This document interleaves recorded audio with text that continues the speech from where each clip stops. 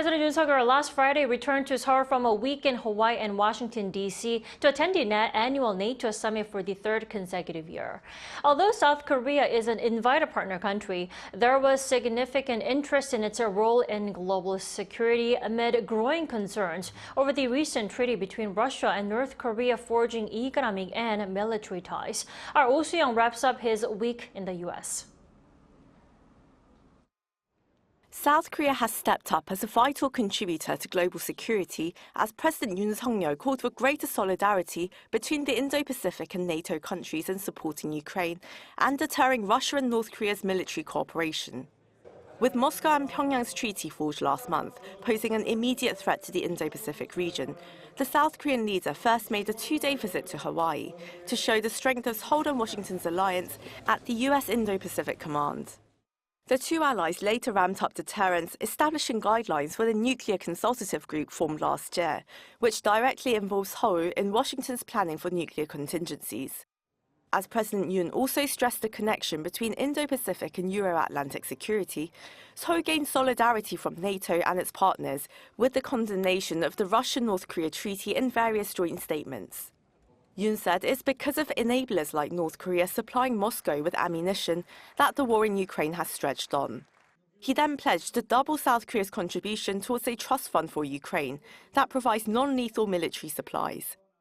So we may want him to send weapons directly to Ukraine, but that would be against South Korean law. They would have to change the law first. And aside from maybe the US and others, I see few countries doing as much as South Korea to replenish European armaments that are supplying Ukraine. And certainly he's saying all the right things and contributing humanitarian relief and arms to the countries helping Ukraine. Meeting with NATO Secretary-General Jens Stoltenberg, Yoon also welcomed agreements on sharing information on North Korea's weapons in Ukraine and mutually recognizing airworthiness certificates, making South Korea the first Asian country to have its domestically certified aircraft accepted by NATO members. This would increase interoperability between the two sides, as well as market opportunities. In fact, with Seoul's diverse portfolio of advanced industries crucial to national and economic security, President Yoon held talks with over 10 world leaders on bilateral cooperation spanning defense industry with Germany, infrastructure with Finland, nuclear energy plants with the Czech Republic, and space technology with Sweden. South Korea is still structured around that imminent threat from North Korea, which they live with every day, only 26, 27 miles away from Seoul.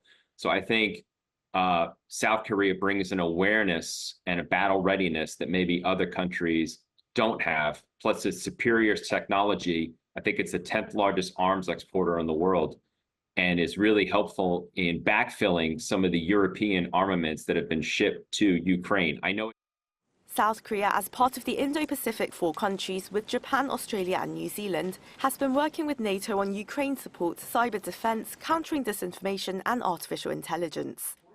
Going forward, President Yoon said Seoul hopes to institutionalize and expand cooperation between the two blocs to jointly cover areas like the Global South, maritime security, cybersecurity, non-proliferation and counter-terrorism.